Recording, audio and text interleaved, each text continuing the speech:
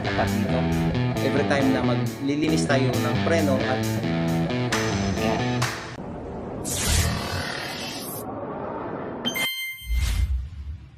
Good afternoon mga kabadis, welcome back to my channel. For today's video mga kabadis ay gagawin tayo sa ating Honda Click. Dito, ituturo ko sa inyo yung tamang torque ng ating rear axle at yung ating 14mm na bolt dito sa ating arm. Ito ay specification ng torque para maiwasan yung pag-over-torque at pag-damage ng ating rear axle, saka yung nut na nakalagay sa kanya para hindi mag-lost thread. Alright, yun yung pinaka main point ng ating video today. At ang ating gagamitin ay yung ating torque wrench, yung ating extension, saka yung ating 24mm na socket at saka yung 14mm na socket. Okay, itong ating video today, dito nyo malalaman kung paano yung tamang torque sa ating rear axle kapag every time na maglilinis tayo ng preno at magpapalit tayo ng brake shoe ng ating rear wheels. Ang unang ito-torque natin ay yung ating 14mm na nandun na nakakabit dito sa ating arm. Okay, sa 14mm bolt mga kabadis, ang ating specification na tamang torque para sa kanya ay 36 foot-pound. Sa foot-pound na torque na ating gamit. Sa newton meter naman na torque ay 49 newton meter. Okay, ito yung foot-pound, torque by foot-pound. Okay, ito yung kanyang settings, itong guhit na to, at ito naman yung kanyang reading, at ito naman yung kanyang para makuha mo yung kanyang tamang torque. So dito makikita nyo 30, 50, 70, 90. So ito naman 0, 2, 4, 6, 8. So kung bibilangin mo yan 1, 2, 3, 4, 5, 6, 7. So dito 30. Ito yung 30. Kukunin natin yung reading ngayon ng 36. So dapat ito ay lalagpas pa siya rito. Kasi set na natin siya, luluwagan lang natin dito sa ilalim. Then, pag naluwagan mo na yan dyan sa ilalim, iikotin mo ngayon dito sa ibabaw, dito sa lever niya. Nakaset yan ng 30. So, kung 36 siya, yan, 1, 2, 3, 4, 5, 6. Ayan mga kabadis. Naka 36 siya.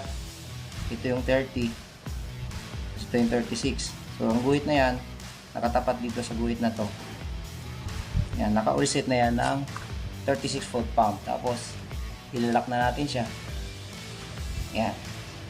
Then, start na natin i-torque yung tornilyo na nandun.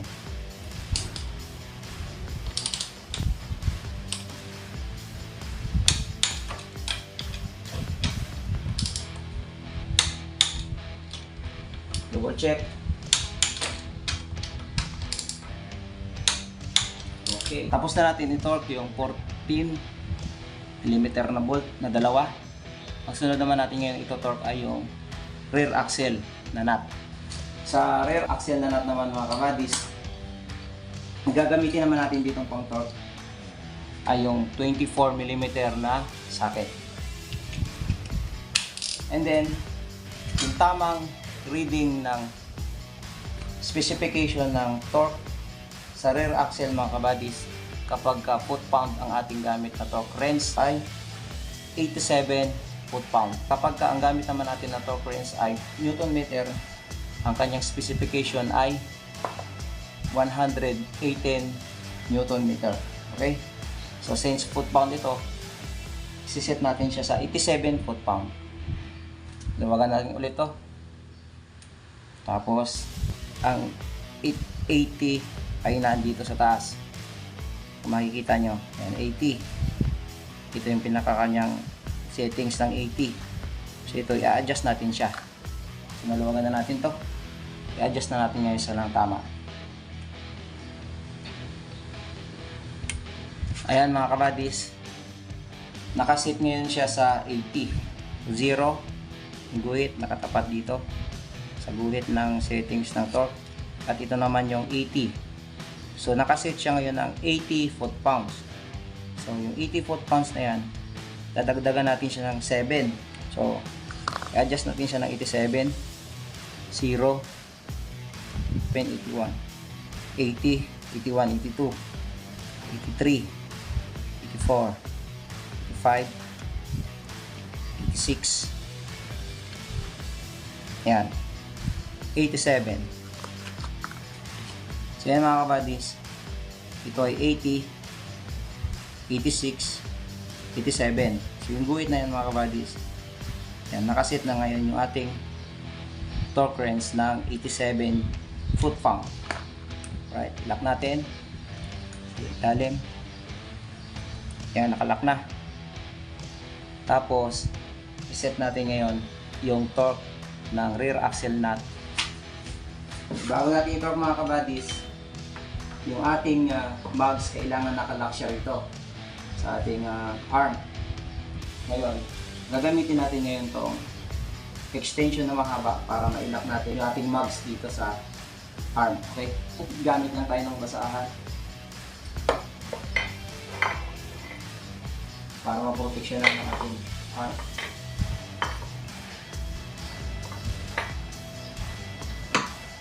Alright, yan. Nakalock na yan. Tapos, ito-torque na natin ngayon siya.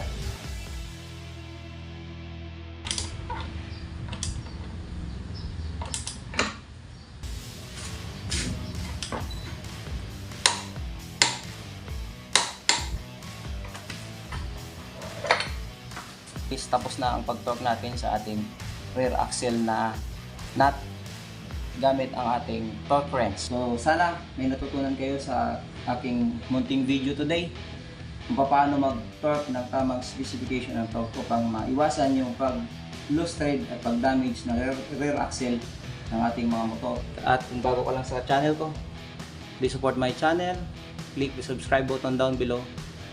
And isama mo na yung bell icon para ma-notify ka sa mga susunod pa nating video na i-upload na katulad nito. Okay, thank you so much mga kabadis.